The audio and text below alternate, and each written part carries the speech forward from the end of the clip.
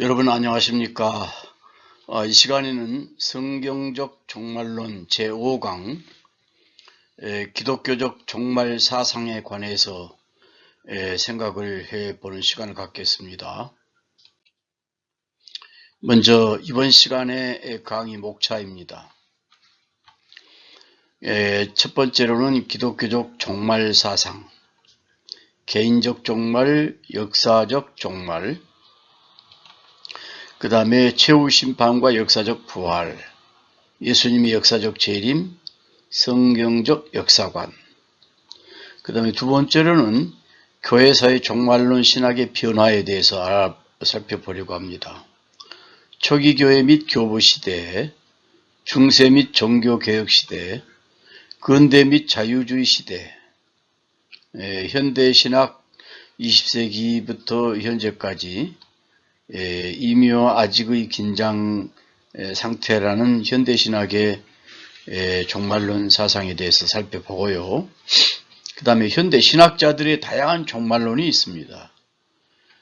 과거적 종말론과 상징적 종말론, 미래적 종말론, 미래적 철저 종말론 혹은 철저 종말론, 실현된 종말론, 선치적 종말론, 구속사적 종말론, 실존적 종말론, 변증법적 종말론, 마지막으로 성경적 종말론이 되겠습니다.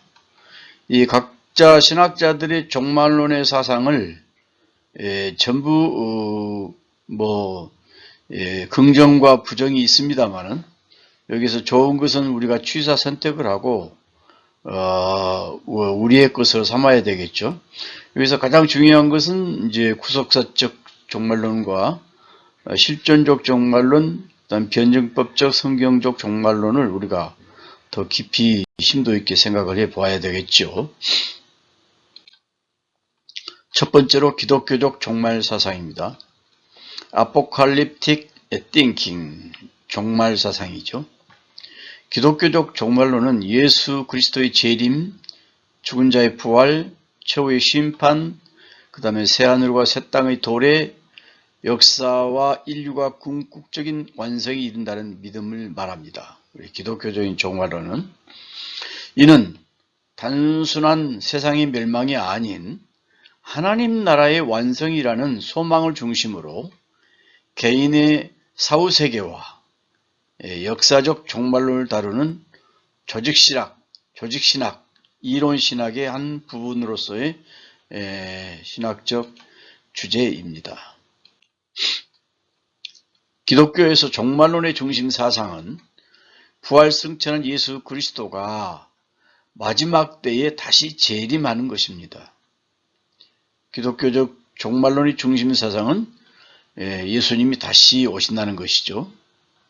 기독교의 종말론은 인류 역사에서 마지막으로 일어날 사건이나 우주의 마지막에 대한 신학적 이론입니다. 우주의 마지막이라 이 말이에요. 이 종말 사상은 신약 성경의 마태복음 24장에서는 예수님께서 세상의 마지막에 대해 언급한 내용을 통해서 상세하게 나타나 있습니다. 먼저 개인적인 종말을 보겠습니다. 모든 인간은 죽음으로 종말을 맞게 됩니다. 이 세상적인 종말죠. 이생의 종말을 말하죠. 모든 인간은 항상 죽음의 문턱 앞에 서서 자기의 차례를 기다리고 있는 것과 같습니다. 그러나 죽음은 누구에게나 예고 없이, 순서 없이, 예고 없이 호련히 다가옵니다. 그래서 사도 바울은 인간이 삶과 죽음에 끼어있는 존재라고 묘사했습니다. 이는 내게 사는 것이 그리스도니 죽는 것도 유익함이라 그렇게 고백을 했지요. 그럼에도 불구하고 인간들은 자기의 죽음을 무의식적으로 뒤로 미루고 있습니다. 그런데 죽음을 피할 수 있는 자는 아무도 없다는 사실입니다. 문제는 사람이 죽음으로 모든 것이 종료되지 않는다는 점입니다. 죽음 뒤에는 반드시 하나님의 준엄한 심판이 따르게 됩니다. 그래서 히브리서 9장 27절에서는 한번 죽는 것은 사람에게 정하신 것이요 그 후에는 심판이 있다 이렇게 말씀하고 있지요.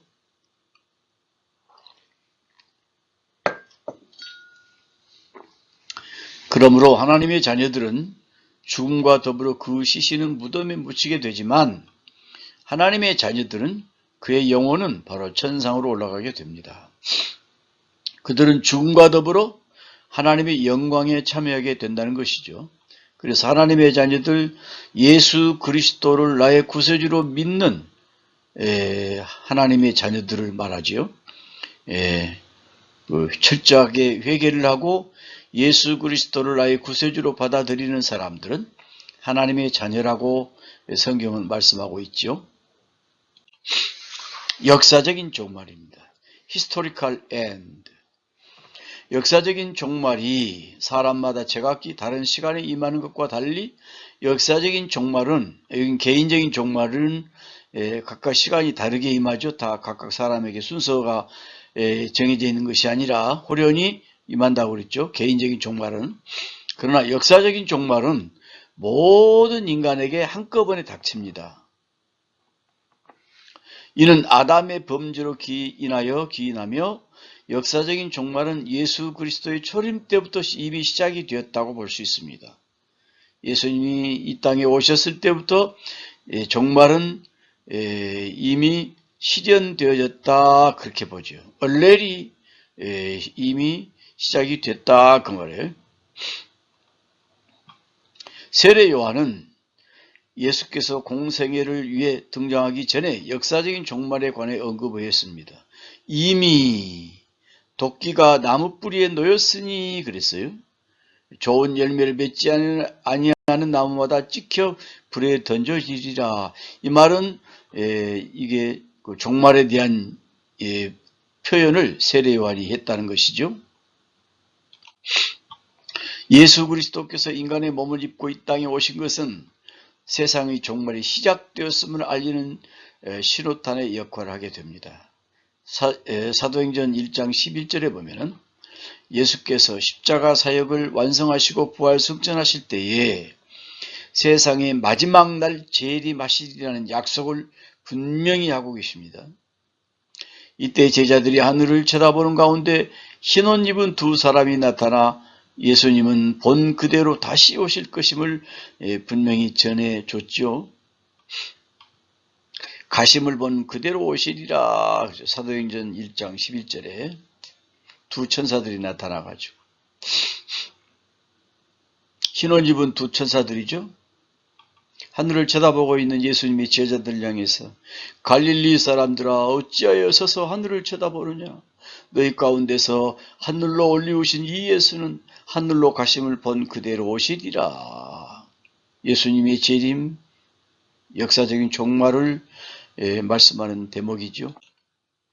이 말씀은 예수님의 제자들이 예수님의 다시 오심을 믿고 예수님 승천 이후에도 그분의 약속을 따라 천국 복음이 증인되도록 동기를 부여하는 핵심 메시지로 해석이 됩니다. 여기 예자가 잘못됐죠. 여의예를 써야 되는데 어의예를 썼어요. 미스프린트입니다. 미스타이핑입니다. 미스타이핑. 지금 우리 시대의 교회는 그 가운데 존재하고 있습니다. 그러나 어리석은 자들은 하나님의 궁극적인 심판에 의해 세상의 종말이 임하게 되리라는 사실을 전혀 깨닫지 못하고 있습니다. 세 번째로 최후 심판과 역사적인 부활을 신약성경 요한복음 5장 28절부터 29절에서 모든 인간들은 예외 없이 모두가 선악간 부활하게 되리라는 사실을 말해주고 있습니다. 이 최후의 심판은 역사적인 최후의 심판을 말합니다. 백보자 심판을 말합니다. 요한복음 5장 28절에서 무덤 속에 자는 자가 다 그의 음성을 들을 때가 오나니 선한 일을 행한 자는 생명의 부활로 악한 일을 행한 자는 심판의 부활로 나오리라 그랬어요. 최후의 심판과 역사적인 부활에 대해서 요한복음에서 이렇게 말씀하고 있습니다. 예수님은 죽은 자들이 부활할 날이 오고 있음을 분명히 말씀하십니다. 그때는 믿는 자들은 생명의 부활로, 그 다음에 믿지 않는 자들은 심판의 부활로 나오게 된다 그 말이에요. 악한 일을 행하는 자가 불신앙자를 말할 수도 있죠. 선한 일을 행하는 자는 생명의 부활로, 악한 일을 행하는 자는 심판의 부활로 나올 것이라고 분명히 말씀하고 있습니다.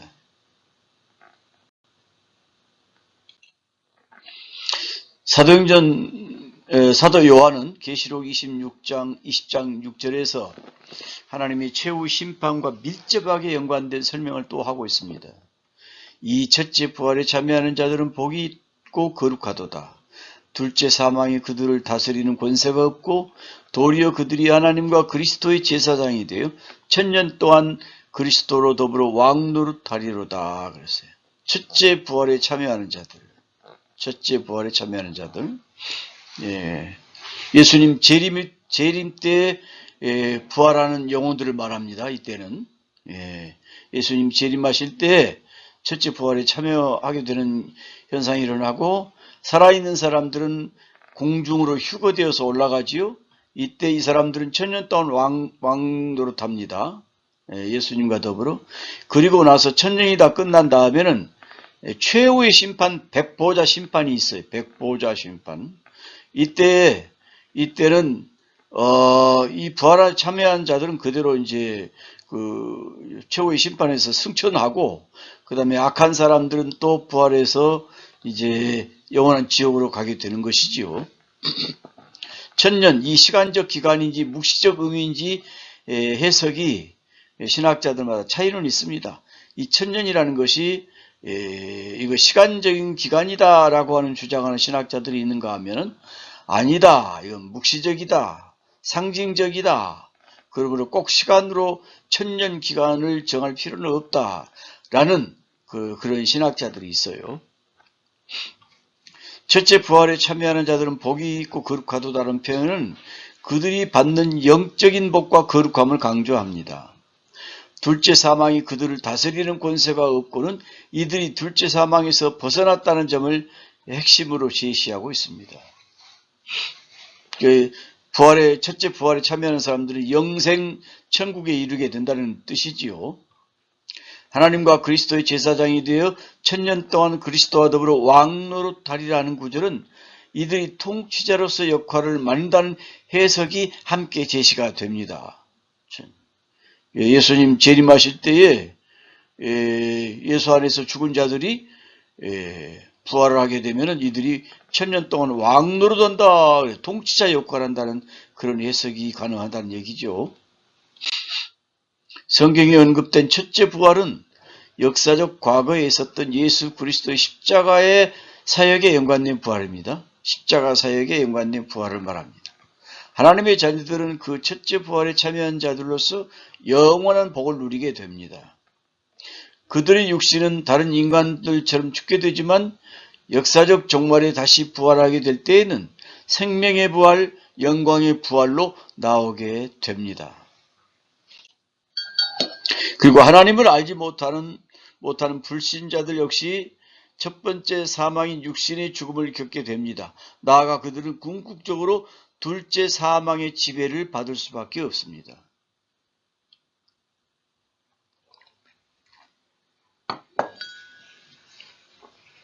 계시록 21장 8절에 두려워하는 자들과 믿지 아니하는 자들과 흉악한 자들과 살인자들과 음행하는 자들과 점술가들과 우상 숭배자들과 거짓말하는 모든 자들은 불과 유황으로 타는 못에 던지리니 이것이 둘째 사망이니라. 한 번 죽고 또 죽는 거죠. 이 둘째 사망은 지옥입니다. 바로 지옥으로 갑니다. 지옥. 이는 하나님의 자녀들에게 둘째 사망이 임하지 않는 것에 크게 대비가 되지요. 예수님은 사도 요한을 통하여 서머나 교회에게 계시하시기를 귀 있는 자는 성령이 교회들에게 하신 말씀을 들을지어다. 이기는 자는 둘째 사망의 해를 받지 아니하리라. 환난과 고난이 있을지라도 잘 이겨라 그 말이에요. 여기서 이기라는 말은 이게 overcome이라고 그랬죠. He who overcomes will not to be hurt at all by the second death. 둘째 사망의 해를 받지 않는다 그 말이에요. overcome, 잘 극복하는 사람, 견디는 사람. 예? 여기서 이기는 자라고 그랬죠. 잘 견디고 인내하고 참고 그런 사람들은 둘째 사망의 해를 받지 않는다 그런 얘기예요. 그러니까 이 말은 믿음을 잘 지키라 그 말이에요. 서만화 교회에게 사도 요한을 통해서 예수님이 말씀하시기를 시련과 고통이 있을지라도 잘 견디고 참고 이겨내라 그런 얘기죠. 그리스도인들은 역사적인 둘째 사막이 임하기 전에 1000년 동안 지속되는 왕국 시기에 예수 그리스도와 함께 왕노릇하게 되는 것이다 그 말이죠. 다시 밤이 없겠고 등불과 햇빛이 쓸데없으니 이는 주 하나님이 그들에게 빛이심이라.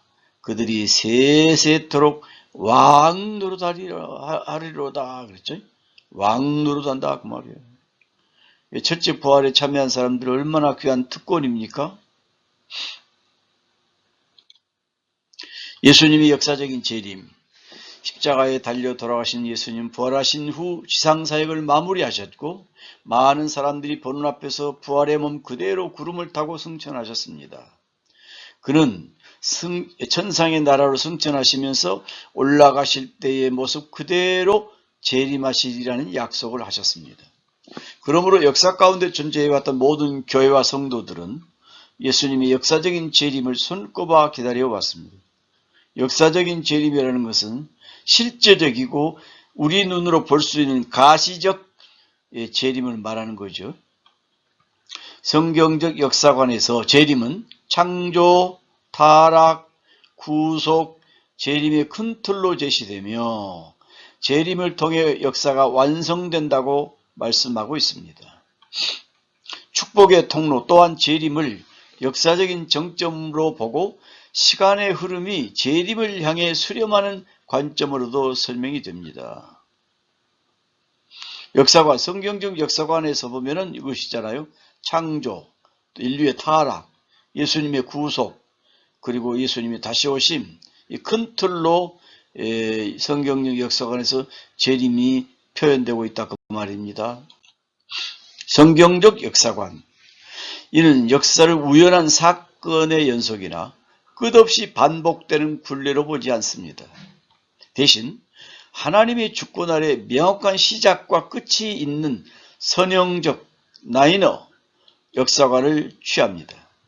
성경적 역사를 이해하는 핵심 틀은 창조, 타락, 구속, 완성의 4단계로 나누어져 있습니다. Creation, Fall, Redemption, Completion 이렇게 선행적이란 말은 여기에서 시작이 있으면 여기서 끝이 있다 그 말이에요. 끝이 있어요. 여기 창세기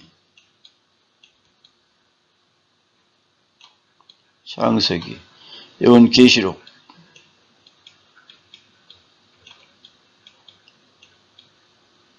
창세기에서부터 시작이 끝이에요. 창조, 타락, 구속, 완성의 단계죠.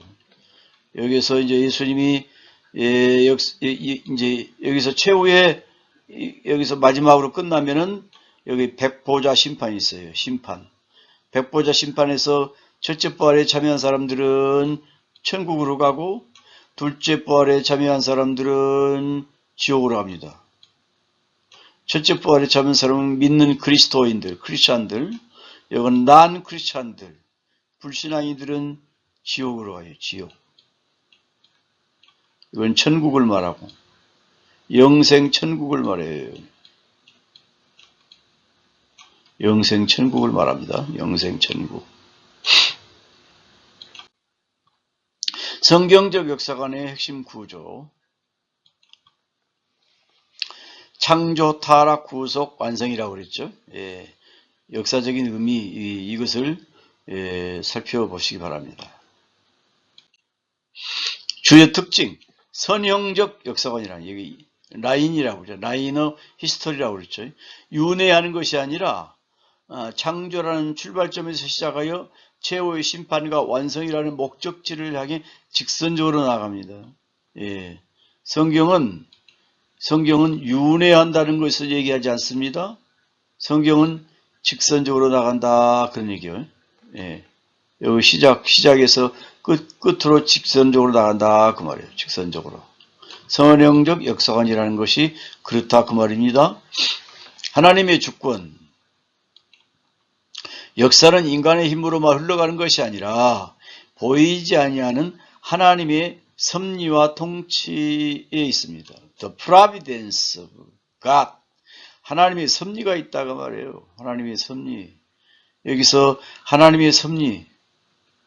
굉장히 귀중한 것입니다.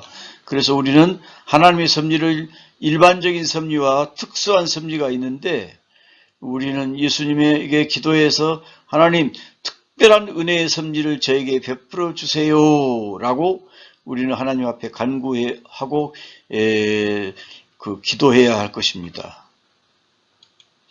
자, 언약의 중심. 하나님이 인간과 맺은 약속을, 언약을 신실하게 이행해 나가는 과정으로 역사를 이해합니다. 성경적 역사관이죠. 목적론적이라 그 말이에요. 텔레올로지칼, 그래, 목적론적이라는 말은 역사는 우연의 산물이 아니며 하나님의 나라를 이 땅에 완성한다는 분명한 목표를 가지고 있습니다. 성경적 역사관이 그렇다, 그 말이에요. 역사의 주체는 하나님이요, 역사의 흐름은 직선적이요, 알파와 오메가죠. 예, 알파와 오메가. 알파는 시작이요, 오메가는 끝이죠. 역사의 목적, 하나님의 영광과 통치의 완성입니다. 역사의 끝, 완성된 새 하늘과 새 땅이 이루어집니다. 예. 이런 건 볼 것도 없어요, 여러분. 역사는 그분의 이야기라 그 말이에요. 역사는 그분의 his story를 줄여서 history 그러잖아요. 예. 성경적 역사관은 모든 인류의 연대기가 하나님의 구원 계획 안에서 의미를 갖는다고 가르칩니다. 역사를 영어로 history 그런데 his, 그의 이야기라 그 말이에요. 그분의 이야기, 하나님의 이야기, 예수님의 이야기를 history 그렇게 얘기해요. s를 빼고 여기서 history 그랬잖아요. 마지막 때가 되면은 성경에 기록된 대로 예수께서 이 땅에 다시 오시게 됩니다. 재림은 상징적인 의미가 아니라 실체적인, 역사적으로 가시적인 몸의 재림입니다. 가심을 본 그대로 오신다고 그랬기 때문에 역사상 맨 처음 교회에 속한 성도들이 예수님의 몸의 승천을 목격했던 것처럼 역사의 맨 마지막에 있게 될 교회와 그에 속한 모든 성도들은 그 몸의 재림을 두 눈으로 볼 수 있게 됩니다. 그 실제적인 예수님의 재림을 우리의 두 눈으로 볼 수 있게 된다, 그 말입니다. 얼마나 사실적인 얘기 아니겠어요? 근데 어떻게 재림이 상징적인 의미가 되겠어요? 볼지어다 그가 구름을 타고 오시리라. 각 사람의 눈이 그를 보겠고 그를 찌른 자들도 볼 것이요 땅에 있는 모든 족속이 그로 말미암아 애곡하리니 그러하리라. 아멘. 요한계시록 1장 7절에서 분명히 예수님이 사도 요한에게 말씀하신 거죠. 천사를 통해서 말씀하신 것이죠.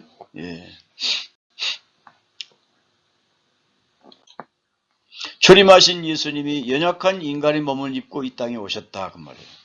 재림하실 예수님은 온 세상을 심판하시는 심판자로서 위엄이 가득 찬 영화로운 모습으로 강림하시게 됩니다. 재림하실 때는 심판자로서 가득 찬 영화로운 모습으로 강림하시게 된다, 그 말이에요. 예수님의 초림과 재림의 모습,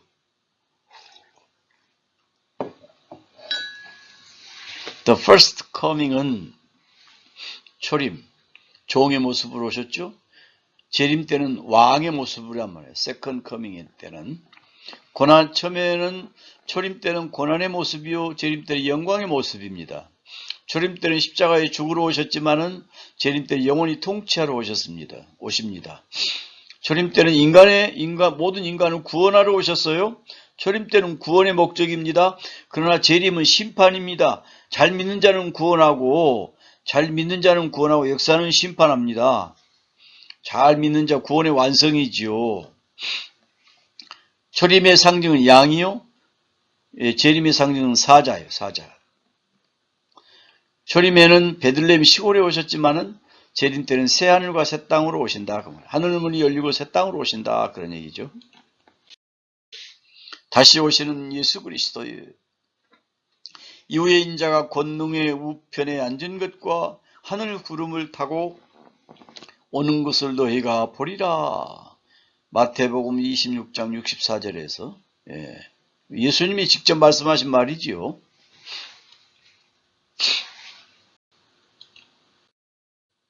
가심을 본 그대로 오신다. 그 발이 예루살렘 앞 곧 동편 감람산에 서실 것이요. 그런 얘기가 있죠. 스가랴서 14장 4절에. 자, 크게 두 번째로 이제 교회사의 종말론 신학의 변화가 있어요. 교회사에. 초기 기독교로부터 현대에 이르기까지 종말론은 교회의 역사와 함께 끊임없이 변화하고 발전해 왔습니다. 각 시대의 상황에 따라 신학자들은 성경의 약속을 다르게 해석하면서 여러 가지 소망의 메시지를 던졌습니다. 초기 교회 및 교부 시대 1세기부터 5세기까지입니다. 이때는 예수님이 곧 오신다는 임박설이 팽배했습니다. 그리고 전천년설이 주로 주종을 이루었죠.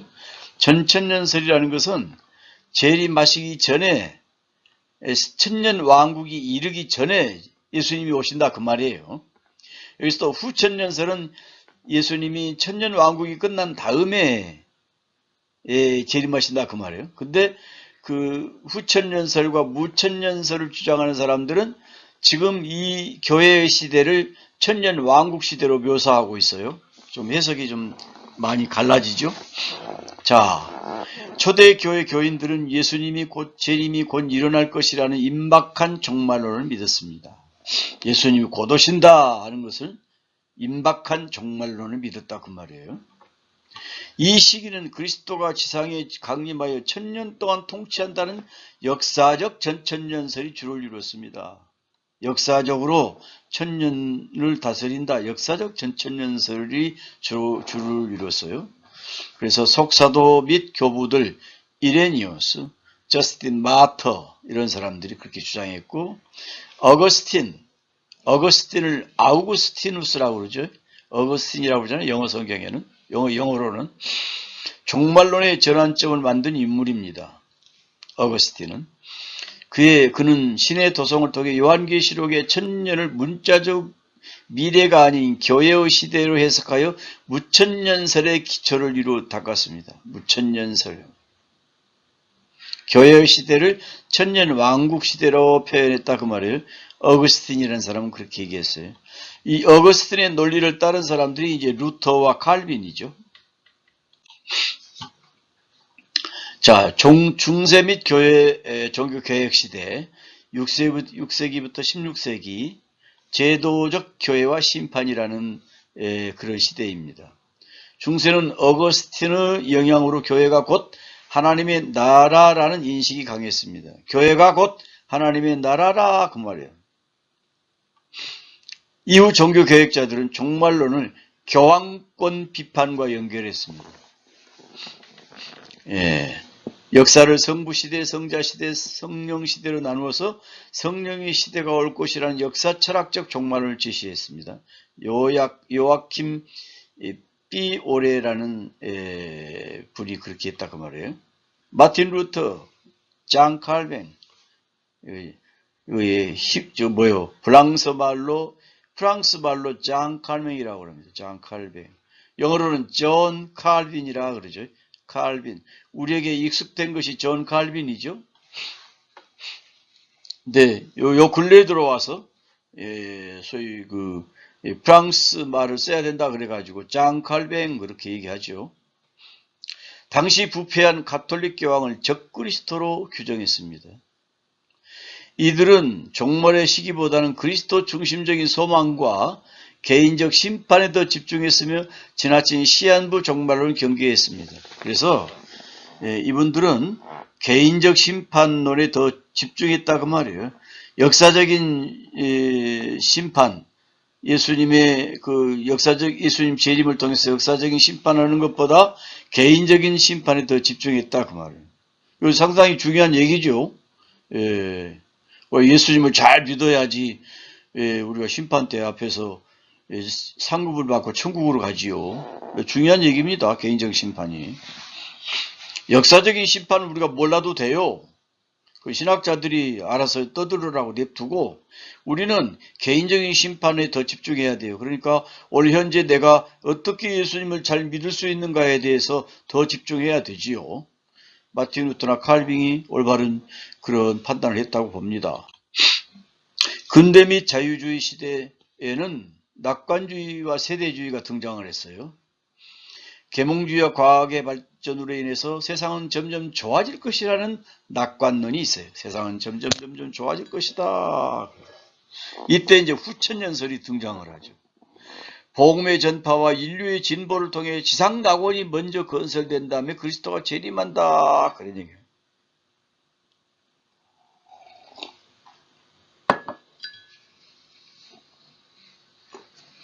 다니엘 휘트비라는 사람들은 주장을 했어요. 그 다음에 이제 후천연설은 잔 웨슬리도 후천연설을 따른 사람이었어요. 세대주의 존 넬슨 다비에 의해서 영국 사람입니다. 성경의 역사를 여러 세대로 나누고 이스라엘과 교회를 엄격히 구분했어요. 휴거 개념을 대중화시킨 전천연설의 변형입니다. 전천연설에는 세대주의적 전천년주의가 있고 아까 얘기했던 역사적인 전천년주의가 있어요. 두 가지로 나눕니다. 나중에 이게 다 공부할 내용들입니다. 그 다음에 19세기 후반엔 자유주의 신학이 등장했죠. 자유주의 대표적인 신학자 하르나기라는 사람이에요. 독일 사람 하르나기야. 아돌프 하르나기라는 사람이에요. 칼 바르트의 스승이기도 하지요. 종말론은 문자적인 사건이 아닌 인간 내면의 윤리적 가치나 하나님의 통치라는 도덕적 개념으로 환원을 시켜버렸어요. 문자적인 역사로 보는 게 아니고 하나님의 통치라는 도덕적 개념으로 환원을 시켰어요. 예수님이 빨리 안 오시니까 학자들이 여러 해석들을 막 늘어내놓는 거예요. 자, 현대신학. 20세기부터 현재까지를 현대신학의 시기라고 봅니다. 현대신학에서는 어떤 사상이 등장했냐면은 이미와 아직의 긴장관계가 이렇게 된다라는 사실이 나타났어요. 두 차례 세계대전은 근대 낙관주의를 무너뜨렸고 신학자들은 다시 성경 본연의 종말론에 주목을 했습니다. 다시 성경으로 돌아가네. Back to the Bible 그랬어요. 이미와 아직이라는 것은 성경적으로 이게 맞는 종말론의 사상 가운데 우리가 있습니다. 이미와 아직은 중요한 의미를 지니고 있어요. 성경적으로 현대적인 입장에서도 중요하게 이 이미와 아직이라는 용어는 차지하고 있습니다. 슈바이처라는 사람, 알베르트 슈바이처라는 유명한 닥터죠. 닥터 의사. 근데 이 사람도 신학자입니다. 이 사람은 예수의 생애를 연구한 사람이에요. 근데 예수님을 도덕적 스승으로서만 생각을 하고 예수님의 실제적인 공생의 모습은 철저히 종말론 제기였다. 그래서 철저적 종말론 사상을 주장한 사람이라고 봅니다. 예수님이 공생에 예수님의 생애에 걸쳐서 철저히 종말론적이었다라고 슈바이처는 표현한 겁니다. 영국 사람 또 C.H. 따드라는 사람이 있어요. 따드. 이 사람은 이미 예수님의 사역과 함께 성취가 되었다. 실현이 되었다. 실현된 종말론을 얘기합니다. 실현된 종말론. 그 다음에 이제 오스카 쿨만이라는 사람이 이미와 아직이라는 개념을 정립을 했어요. already but not yet이라 그 말이에요. 이거 아주 중요한, 오스카 쿨만이 중요한 용어를 정립을 했어요. 그리스도의 승리는 이미 확정되었다. D-Day로 확정이 됐다. 그러나 아직은 최종적인 완성은 남아있다. V-Day가 남아있다 그 말이에요. Not yet. 예. 이미 종말은 시작됐다. 그러나 아직은 이루어지지 않았다 그 말이에요. 우리의 구원도 이미 예수 안에서 구원이 이루어지고 있어요. 그러나 완성된 구원은 아니잖아요. 아직은 우리가 천국에 가기 전에는 아직은 완성은 안 됐잖아요. 그 개념입니다. 그리고 여기에 이게 바울의 새 관점이라는 신학적 개념에서도 already but not yet이라는 용어가 등장합니다. 이게 구원론에서도 나타납니다. 종말론에서도 이미와 아직이라는 개념이 나타나고 구원론에서도 이것이 나타납니다. 예. 유리겐 몰트만, 예. 새로운 시작이자 사회의 변화의 동력으로 보았습니다. 초대교회의 역사적인 정리를 해보면 초대교회들은 역사적인 전천년설이고, 예, 그 다음에 중세부터 종교개혁시대까지는 무천년설이고, 교회가 곧 천년왕국이라고 표현했고, 어거스틴, 루터, 깔뱅이 그랬다고 말해요. 그 다음에, 그래서 루터나 깔뱅은 무천년주의자입니다. 어거스틴과 이런 사람들은. 예, 무천년설이에요. 그 다음에 근대에 들어와서는 후천년설이 등장했고, 세대주의가 등장했어요. 예, 다니엘 휘트비, 그 다음에 존 넬슨 답이라는 사람. 그 다음에 실현된 종말론, 이 희망의 종말론은 이미와 아직이라는 의미를 두고 있습니다. 오스카 쿨만, 유리겐 몰트만, C.H. 다드 이런 사람들이 대표적인 학자라 그런 얘기죠. 자, 현대 신학자들이 다양한 종말론을 봅시다.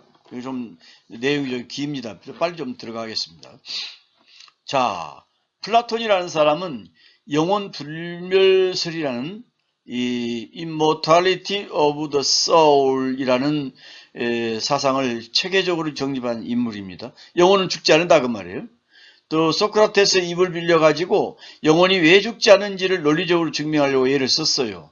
근데 오늘날 이 플라톤의 사상이 오늘날 철학사에서 중요한 역사적 사실로 남습니다. 철학사에서 중요한 사상으로 남습니다. 오늘날의 철학은 플라톤의 주석이라고 얘기하기까지 하잖아요. 플라톤의 사상을 해석하는 것이다 그 말이에요. 오늘날의 철학이. 자, 다른 종교에서도 종말론의 개념을 찾아볼 수 있습니다. 불교에서는 윤회를 탈출해서 괴로움을 완전히 소멸을 한다. 그래서 니르바나 열반을 말한다고 그랬죠. 예, 윤회를 탈출하자 그런 얘기. 이건 우리 기독교적인 개념하고 틀리죠. 이슬람에서는 육신적인 낙원으로 생각을 합니다. 영적인 낙원을 생각하지 않아요. 우리 기독교하고 정말 다른 얘기입니다. 기독교에서는 종말론을 보다 중요하게 취급합니다. 시대의 변화에 따라서 종말론이 다양하게 전개되었음을 확인할 수 있습니다. 현대신학의 종말론의 공통점은 예수를 인류의 표본이나 교사로 보고 하나님 나라의 미래적이며 종말론적인 면보다는 현재적인 면을 강조해요. 그러니까 현대신학의 종말론 학자들이 현대신학자들이 종말론에 있어서는 현재적인 면을 지나치게 강조를 해요. 뭐 틀린 말은 아니죠. 틀린 말은 아닌데 지나치게 강조해요.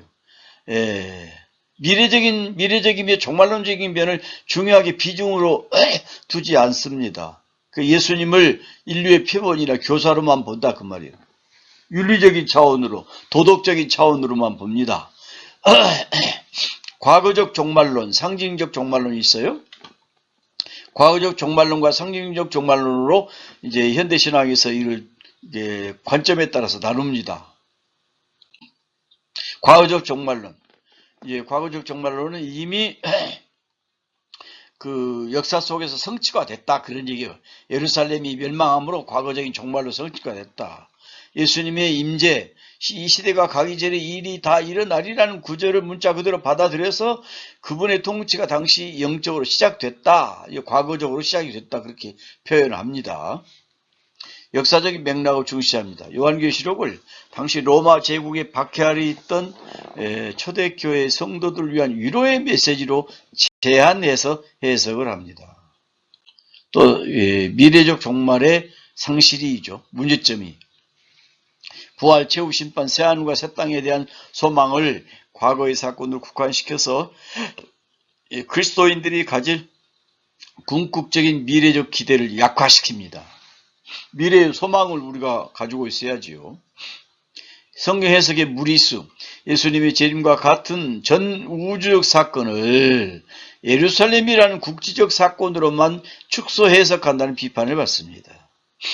과거적으로만 봐서는 안 되겠죠.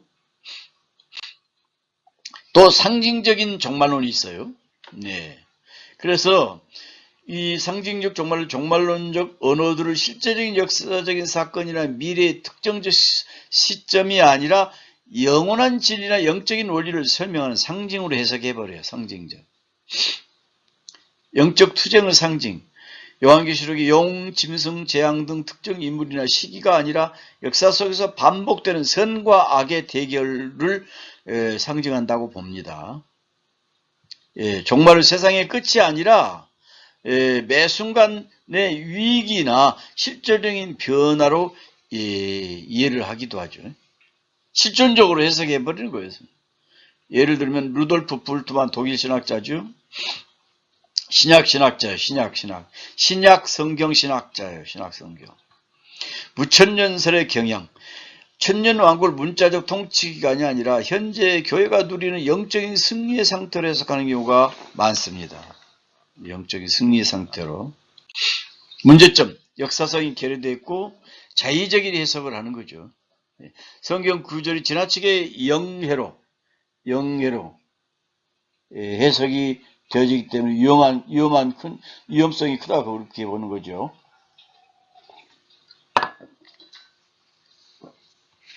기독교는 역사에 기반한 종교입니다. 정말 단순한 관념이나 상징으로 취부함으로써 기독교의 역사적 실제성을 훼손할 수 있다는 문제가 발생됩니다. 상징적인 해석에서는 그렇다 그 말이에요. 과거적 종말론 핵심은 1세기 유대 역사, 그 다음에 계시록에서는 로마 유대의 전쟁의 기록, 주요 비판은 미래의 궁극적인 승리를 간과했다 그 말이에요. 앞으로 예수님 재림하실 때에 승리의 왕으로서 오실 예수를 간과했다 그 말입니다. 상징적 종말론은 영원한 영적인 원리로 해석을 해버리는 거예요. 그냥 언제나 일어나는 일이다. 그것이 현재 일어나는 일이다 이렇게 보는 거죠. 선과 악의 보편적인 투쟁을 상징화시켜버려요. 역사적인 사실을 약화시켜버려요. 상징적 종말론은. 신학계에서는 보통 이 두 가지 극단적인 형태보다는 이미 얼레리 성취되었으나 아직 완성되지 않았다는 이미와 아직의 긴장관계 속에서 종말론을 이해하는 것이 주류적인 입장입니다. 아까도 얘기했죠. 이미와 아직이 이런 해석이 종말론적 해석을 이해하는 데 있어서 긍정적인 차원에서 주류적인 입장이라 이 말입니다. 과거적 종말론 학자들이 있어요. 과거적인 종말론을 주장했던 학자들, 이런 학자들이 있습니다. 이런 학자들, 이런 과거 시대에 일어났던 이런 사람이에요. 휴고 그로티우스, 루이스 알카사르, R.C. 스프롤 이런 사람들이 있는데 이걸 참고로 이렇게 여러분들이 살펴보시고 관심이 있다면은 이분들이 쓴 저서를 찾아서 읽어보시기 바랍니다. 근데 이 가운데는 톰 나이트, 아직은 살아있는 사람이에요. 톰 나이트라는 사람이에요. 톰 나이트. 신약학의 거두인 그는 공간복음의 종말론적 담론, 인자가 구름을 타고 오시라는 환상 등을 세상의 종말이 아닌 이스라엘 회복과 예루살렘 심판이라는 1세기 역사적 맥락에서 해석해야 된다고 강조한 사람이에요. 톰 나이트라는 사람이. 이 사람은 소위 바울의 새 관점 신학을 이렇게 주장하는 학자이기도 하지요. 플러신학교의 김세윤 박사가 톰 나이트의 사상에 대해서 연구하고 또 비판적으로 연구했던 기록이 있습니다. 상징적 종말론의 학자들, 오리게네스, 초대 교부죠. 또 어거스틴 교회 시대라고 했죠. 루돌프 불트만 현대신학자입니다. 독일 신학자죠. 독일 신학자. 실존적 신학, 실존주의 신학자예요. 지금 이 순간이 종말이다 이렇게 본 사람이에요. 그 다음에 핸드릭스는 뭐 우리 주경학자로 유명하지요. 개혁주의 신학자 중에서 핸드릭스는 유명한 사람인데 이분은 또 무천년설의 대표 주자이기도 해요. 요한계시록을 역사적으로 반복된 선과학의 투쟁을 보여주는 상징적 병행 구조로 봤습니다. 그래서 모든 학자들의 주장이 다 100% 옳다고 볼 수는 없습니다. 다 나름대로 식견들이 있고 주장들이 있습니다만은 다 맞는 것도 있고 틀린 것도 있고 오류도 있고 그러지요. 비교. 과거적 종말론의 대표자 루이스 알카사르, 휴고 그로티우스, 현대적인 인물은 스프롤, 톰 나이트, 역사적인 성취가 이루어졌다 이렇게 본 사람이 있고, 상징적 종말론 대표자는 오리게네스 어거스틴, 루돌프 풀트만, 윌리엄 핸드릭슨, 영적 상징이고 실질적 결단을 한 것이다 이렇게 보는 사람이라고 말해요. 미래적 종말론이 있습니다. 미래적 종말론. 미래적 종말론은 현대 예언적 사건들이 인류의 마지막 시대에 집중적으로 일어날 것이다. 이 맞는 말이죠. 현대 복음주의와 세대주의 신학에서 매우 대중적인 관점이기도 하죠. 미래적 종말론을 우리가 받아들일 수가 있는 것이죠.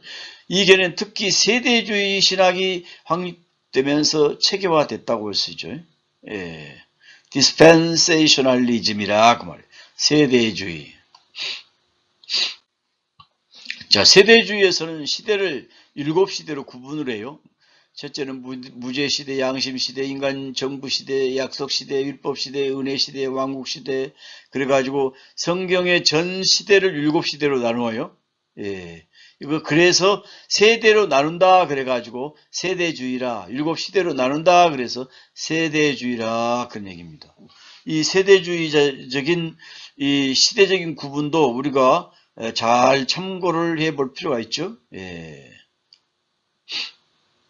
뭐 인간의 타락과 추방, 노아의 홍수 심판, 바벨탑 사건, 애굽의 종살이, 십자가 사건, 교회의 휴거.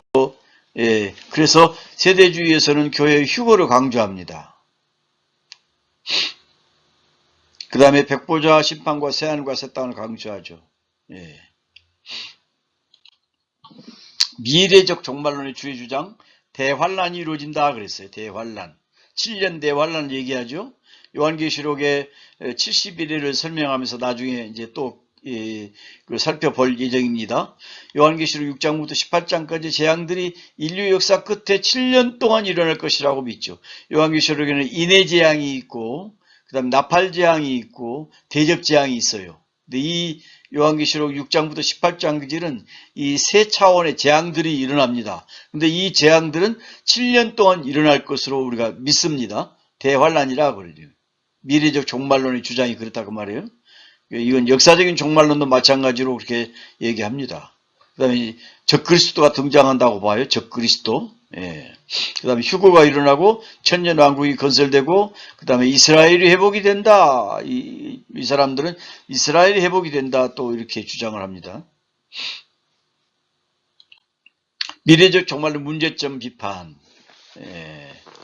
성경 기록의 목적을 무시했다. 그 다음에 지나친 문자주의적인 억측이 있다. 그 말에.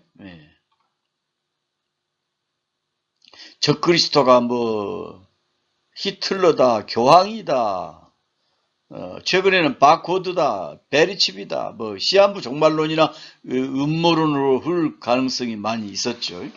근데 이 베리칩을 우리가 요 근래에는 주시를 했습니다만은 이보다 더 발전된 또 칩이 나오기도 하죠. 그런데 이 베리칩을 이마에나 쌀 알갱이만한 그런 그 칩인데 이것을 오른손에다가 이식을 하거나 이마에다가 이식을 하면은 이게 적그리스도를 숭배할 수밖에 없는 그런 입장이 된다 이렇게 주장을 하는 경우가 있는데 이것은 좀 우리가 좀 주의 깊게 관찰을 해봐야 할 필요가 있습니다. 억측이라고 보기도 하지만은 주의 깊게 관찰해 볼 필요가 있다 그 말이에요. 그 다음에 이원론적 세계관이 있어요. 현실 도피를 예수님이 곧 오시니까 우리 휴거에 될 것이니까 우리가 또 어디 뭐 피지에 가서 살자, 어디 계룡산에 가서 살자, 지리산으로 올라가자, 뭐 이런 일파들이 있었죠. 사회를 혼란시키는 그런 종말론자들이 있었습니다. 구속사의 단절, 뭐 성경 전체를 관통하는 하나님의 백성이라는 통일성을 해칠 수 있다는 지적을 받습니다. 이스라엘과 교회를 완전히 분리해서 보는 시각 때문에 그렇다 그 말이에요. 구속사는 이스라엘이든 우리 이방인이든 다 똑같은 관점에서 보는 거죠. 이방인이나 이스라엘이나 다 차별이 없습니다. 유대인들이나 차별을 두는 거죠. 유대인들만 잘났다고 그렇게 차별을 두죠. 자, 미래적인 종말론과 과거 상징적 종말론의 비교. 미래적인 종말론은 인류 역사의 마지막 끝자락에 이루어진다. 문자적이고 역사적인 연대기적인 해석을 중요시 여기지요. 근데 꼭 문자적으로만 볼 수도 없어요. 상징적인 표현도 있습니다.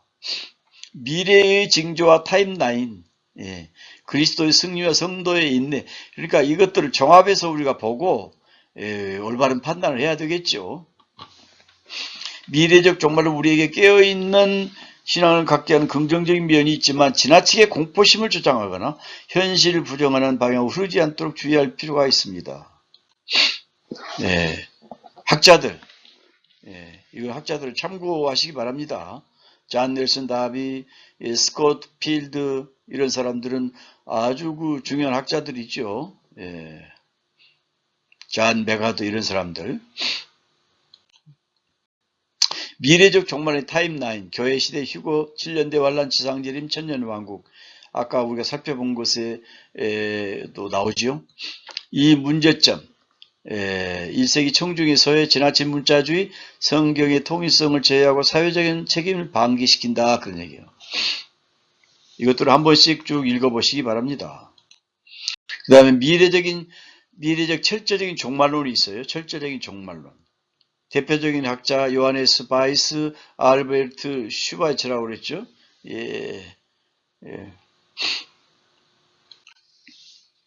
미래적 철저 종말론의 문제점. 예수님의 오판 이제 기독론적 위기가 나타나게 됩니다. 그래서 정통 기독교에서는 믿는 예수님의 신성과 무호성의 정면으로 배치가 되는 이런 입장을 취하게 되지요. 이미 임한 하나님 나라를 부정합니다. 미래적인 종말론은 미래적 철저 종말론이라 그 말이에요. 오직 미래에만 집중하느라 예수님의 사역과 현재적인 의미를 간과했다는 비판을 받습니다. 윤리의 과도기적이다. 예수님의 가르침이 그리스도인에게 주는 영구적인 윤리적 가치가 훼손될 위험이 있다 그 말이에요. 성경 해석에 편향성이 있습니다. 이 임박한 파국이라는 틀에 맞추기 위해서 이러한 본문들을 무시하거나 자의적 해석이 있다는 지적을 받습니다. 이후의 영향, 이런 한계를 극복하기 위해서 등장한 것이 이미와 아직입니다. C.H. 다드, 조지 레이드 같은 사람들이 그런 주장을 했죠. 실현된 종말론, 다드의 얘기입니다. 슈바이처 철저 종말론에 대한 반동으로 실현된 종말론이 등장한 것입니다. 대표적인 학자는 C.H. 찰스 헤롤드 다드라고 말해요. 그래서 C.H. 다드라고 이렇게 얘기합니다. 하나님 나라의 현존, 종말의 성취, 현재적인 구원, 이거 대단히 중요한 얘기죠. 그 다음에 이제 문제점들이 좀 있어요. 미래적 요소를 거부한 측면이 있다 그 말이에요. 역사의 비극과 모순 설명이 좀 부족하다 그 말이에요. 기다림에 대한 상실이 좀 부족하다. 우리는 예수님을 빨리 오시기를 기다리는 마라나다 주 예수여 오시옵소서라는 대망이 있잖아요. 그런데 그 사상이 약화될 염려가 있다 그 말이에요. 현재적인 윤리나 신비주의적인 체험으로만 머무를 수가 있다 그 말이에요. 신학적 합의 이미와 아직 아니 슈바이처의 미래적 철저 종말론과 시에치타드의 신뢰적 종말론 사이에 균형을 갖게 된다 그 말이에요. 예. 이미와 아직이라는 것은 이미 초림 때 이미 이루어졌다. 아직 그러나 예수님 재림이 아직 안 됐기 때문에 아직은 안 됐다. 미래 종말론의 통찰을 보게 되는 거죠. 그래서 신학적 합의는 이미와 아직으로 우리가 바르게 종말론 신학을 정립을 해야 될 필요가 있다 그 말이죠. 네. 이거 이제 주류 신학입니다. 시작된 종말론. 이미 시작됐으나 완성은 미래에 있다. 성경의 전체의 균형 잡힌 해석이다. 이거죠. 주류 신학은 긴장 관계를 유지해야 하는 어려움이 좀 있습니다. 있기는. 예. 선취적 종말론. 예. 이미와 아직 사이의 긴장을 유지하며 현재적인 삶 속에서 종말의 능력을 경험하는 것을 중요시 여겨요. 현재적인 삶을 중요시. 선취적인 종말론은 이 볼파르트 판넨버그라는 사람이에요. 예. 그 다음에 유리겐 몰트만. 예. 판넨버그는 미래가 현재를 결정한다 그랬고, 몰트만은 희망의 신학의 대표자죠. 기독교는 종말론적 희망을 품고 현재의 불의한 세상을 변혁시키는 희망의 선취를 실천해야 된다고 보았죠. 예. 톰 라이트, 아까 얘기했죠. 선취적으로 정의, 예술, 선교를 살아내야 된다. 지금 이 땅에서 선취적으로 살아내야 된다. 그런 얘기로 선취적인 종말론을 주장했다 그 말이에요.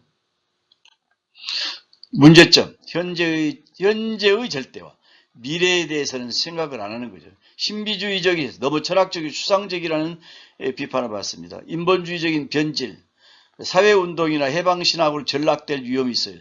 예, 선취적 종말론, 선취가 됐다. 너무 현대를 절대화하기 때문에 그렇다고 말이에요. 성경적 긴장의 상실, 아직 아니의 영역, 고난, 죽음, 죄의 실제에 대한 진지한 성찰이 부족해질 수가 있다 이 말이에요. 미래적 종말론, 먼 미래의 사건, 그 다음에 기다림과 준비, 연대기적 끝을 보는 것이고, 선취적 종말론은 현재를 침투하는 미래의 권능이라는 말이에요. 현재적인 변혁과 선구적인 삶, 전제론적 우선성을 중요시 여깁니다. 자, 구속사적 종말론, 이때부터는 좀 우리가 주의해서 살펴볼 필요가 있어요. 역사적 정점이 예수 그리스도에 있다고 주장하는 학설이죠. 역사적인 정점은 예수님이지요. 예. 구속사적 종말론은 직선적 시간선상에서 구원의 계획이 어떻게 전개되는가에 초점을 맞춥니다. 현대 신학자들이 다양한 해석 가운데 여러 주장들이 있으니까 우리가 성경적 종말론을 살펴보면서 이런 이런 해석을 하는 학자들이 있다는 것을 우리가 기본적으로 알아야 할 필요가 있어요. 그리고 이제 나중에 자기의 종말론 신학에 대한 정립을 해야 될 필요가 있겠죠. 주요 주장 이미와 아직, D-Day와 V-Day를 얘기한다고 그랬죠. 그 역사의 중심은 예수님이다 그 말이에요. 성육신, 십자가, 부활을 통해서 성취가 됐다 그 말이에요. 구약의 약속은 그 결정적인 승리는 이루어졌다 이미. 그러나 우리는 지금 긴장 상태에 있다. 그 다음에 이제 나중에 하나님이 정하신 종말이 분명히 직선적으로 오게 된다 그 말이에요. 주요 학자들 오스카 쿨만, 또 게르하두스 보스, 그 다음에 헤르만 리델보스 이런 학자들이 있어요. 그 다음에 문제점 비판. 이분들에게는 실존적 결단이 약화되고 하나님 나라의 현재성을 간과했다 그 말이에요. 이 아직 아니를 지나치게 강조할 경우에 그렇게 됩니다. 그 다음에 역사적 낙관주의의 위험이 있어요. 세상의 악에 대한 심각성을 간과하게 되죠. 지금 이 세상에는 악의 세력이 굉장히 기승을 부리고 있죠. 그 다음에 성령론의 부재가 있어요. 구원을 오늘날 성도에게 적용시키는 성령 사역이 상대적으로 덜 부각된다는 지적도 있습니다. 선지적 종말론 판넨베르그, 구속사적 종말론 오스카 쿨만. 오스카 쿨만의 사상이 상당히 우리 설득력이 있죠. 과거, 현재, 미래. 여기는 미래와 현재, 미래의 침투라고 보는 거죠. 판넨베르그는 조금 쿨만보다는 조금 주장이 좀 덜 떨어지죠. 실존적 종말론. 지금 이 순간이다. 그만 종말은. 그래서 하나님 말씀 앞에서 현재적인 변화를 우리가 인간이 하나님의 말씀 앞에서 바르게 신앙적 종말을 세워야 된다. 그런 얘기입니다. 꼬람 때오라 그랬죠. Before God's Word. 하나님의 말씀 앞에서 현재적인 결단을, 신앙적 결단을 잘 내리라. 지금이 종말이다. 그래서 실존적이다. 그 말이에요. 실존적.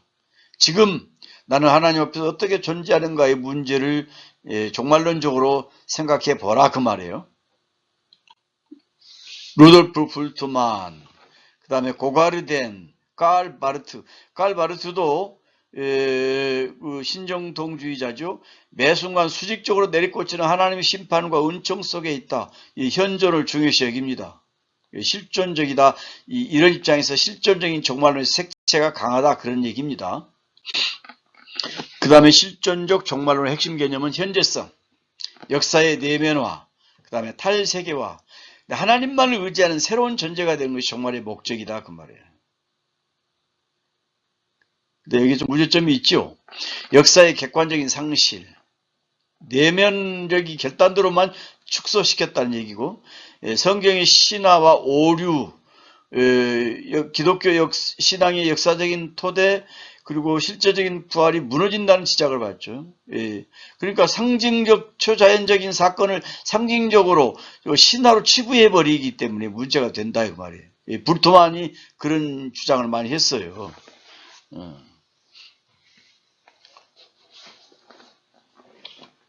역사적인 사실을 무시해버린 거죠.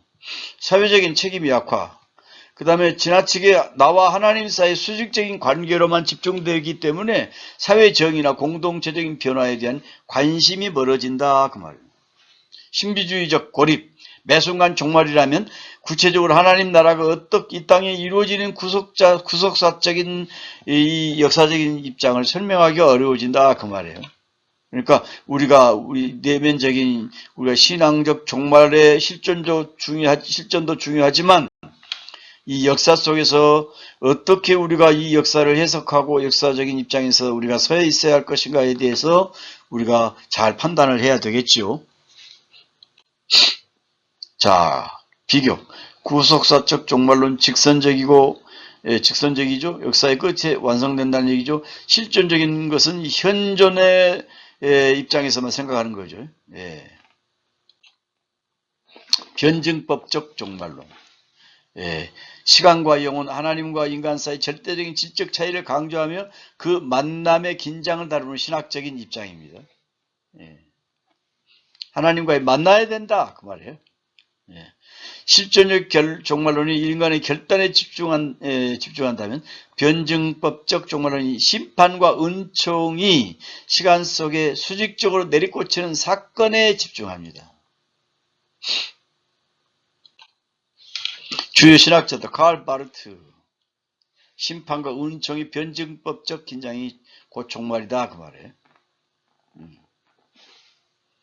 영혼이 시간과 만나는 모든 지점에 있다. 그런 얘기예요.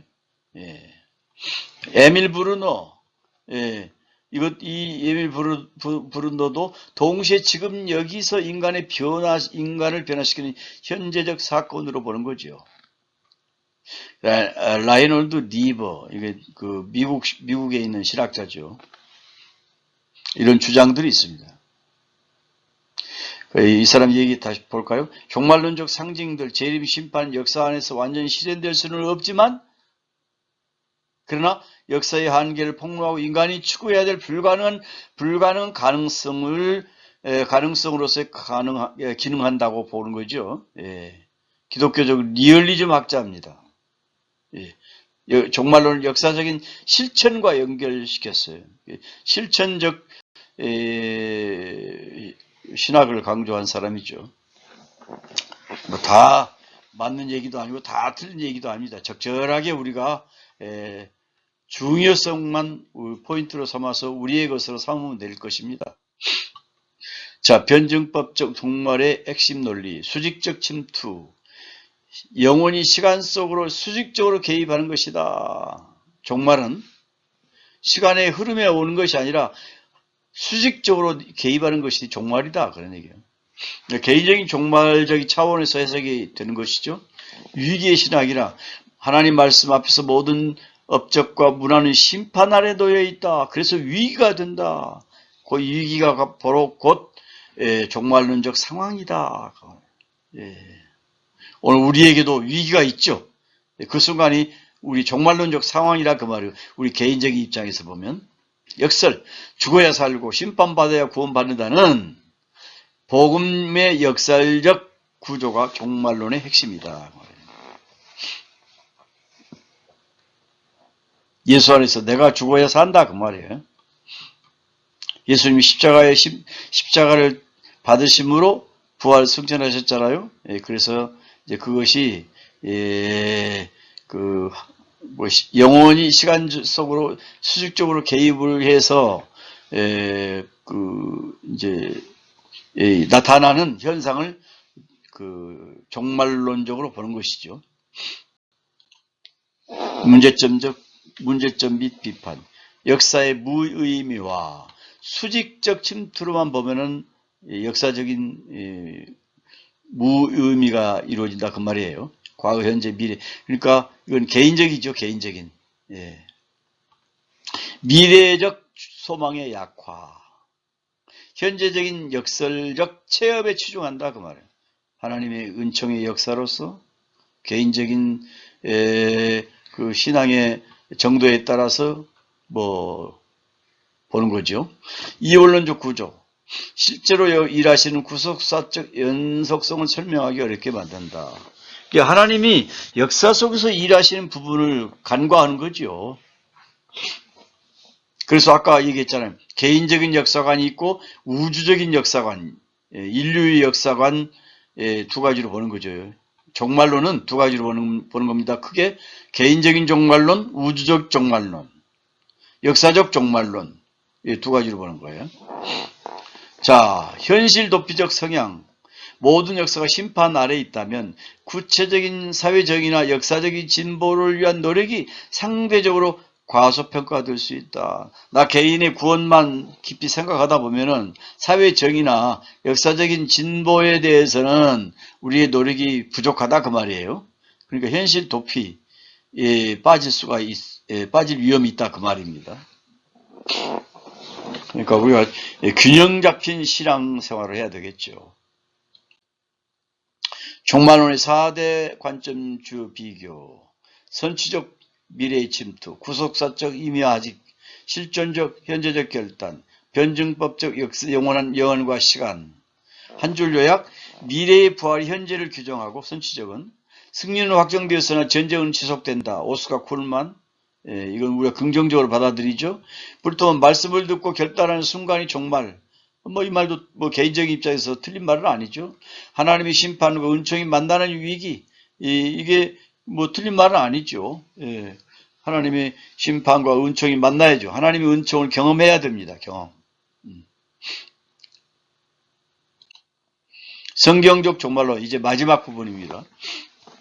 성경적 종말론은 단순히 세상의 멸망을 다루는 학문이 아니라 하나님께서 창조하신 세계를 어떻게 회복하시고 완성하시는가에 대한 희망의 서사입니다. 성경적 종말론은 앞서 살펴본 신학적 관점들을 통합하면서도 하나님의 주권과 역사의 실제적인 진행을 동시에 강조를 합니다. 하나님의 주권과 역사적인 실제적 진행을 동시에 강조한다 그 말이에요. 그러니까 여러 학자들의 종말론을 살펴보면서 이를 통합하는 거죠. 통합. 성경적 종말론은. 성경적 종말론의 핵심 구조, 이미와 아직이죠. 아직 우리가 아까 설명한 대로 이미 초림으로 already 이미 시작이 됐다. 그러나 but not yet 아직은 안 됐다. 재림 때 완성된다 이런 얘기죠. 직선적 역사관을 우리가 받아들일 수 있는 거죠. 창조, 타락, 구속, 완성이라는 명확한 목적지를 향해 나갑니다. 성경적 핵심 구조가 이렇다 그 말이에요. 두 가지 축입니다. 이미와 아직, 직선적 역사관, 성경적 종말의 핵심 구조입니다. 주요 주장과 단계, 그리스도의 초림, 중간기 교회 시대가 있었죠. 예수님의 재림은 분명히 역사적으로 이루어지죠. 부활과 심판도 분명히 이루어지지요. 그 다음에 새하늘과 새 땅이 반드시 이루어지지요. 우리 성경적인 입장에서의 종말론은 이 사실에 대해서 분명히 밝히고 있습니다. 그 다음에 그리스도의 초림, 종말의 시작, 중간기 교회 시대는 교회 시대, 중간기부터 교회 시대 우리가 살고 있는 이 시기를 말하죠. 그리스도의 재림, 역사의 종결이자 완성이다. 눈에 보이는 통치가 실현된다고 보는 거지요. 그 다음에 아까 중간기라는 것은 교회 시대 전체를 말하는 겁니다. 교회 역사 속에서의 중간 시대를 말하는 것이 아니라 좀 이게 우리가 살고 있는 이 시기를 말하는 것이다 그 말이에요. 부활과 심판, 죽은 자들이 부활하여 공의로운 심판을 받는다. 새하늘과 새 땅이 반드시 이루어진다. 주의 주장이 그렇습니다. 대표적인 성경적 종말론 학자들, 게르하르드 스포스, 그 다음에 앤서니 후쿠마, 주경학자죠. 개혁주의 종말론에서 이분들은 이제 어거스틴이나 루터나 칼빈 이런 사람들 입장에 서서 무천년적 입장에 섭니다. 그러나 이분은 또 거기에서 이미와 아직을 균형 있게 성경적으로 잘 풀이를 하고 있다는 평가를 받습니다. 그 다음에 조지 레드 같은 사람, 이 사람도 플러신학교의 교수인데 신약신학자입니다. 복음주의 진영에서 하나님 나라 개념을 종말론의 중심으로 가져왔습니다. 그는 하나님 나라를 통치로 해석하면서 현재성과 미래성의 조화를 강조했던 사람입니다.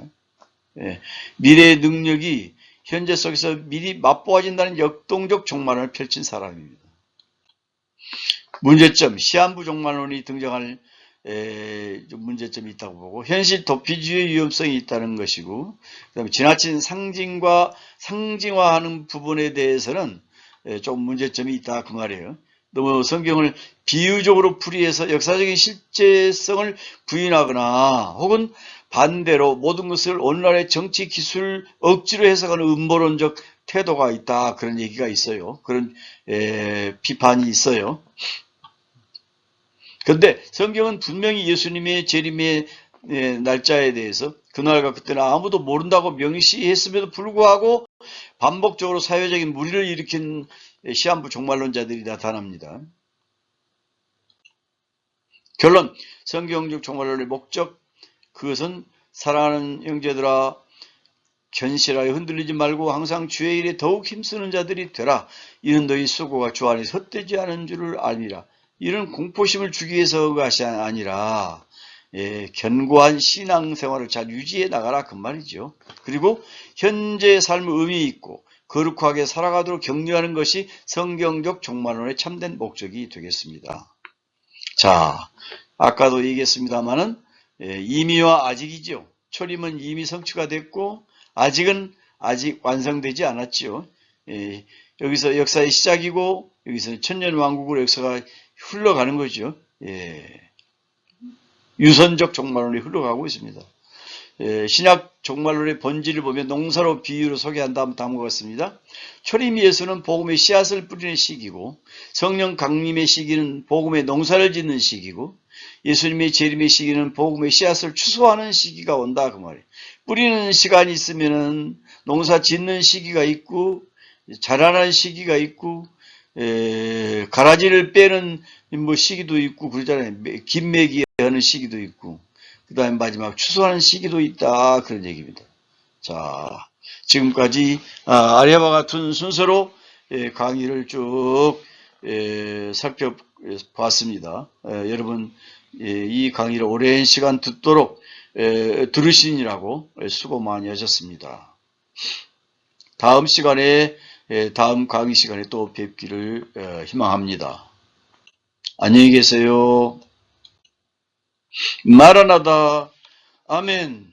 엘쿠 큐리에 예수. 아멘. 주 예수여 오시옵소서. 우리의 희망입니다.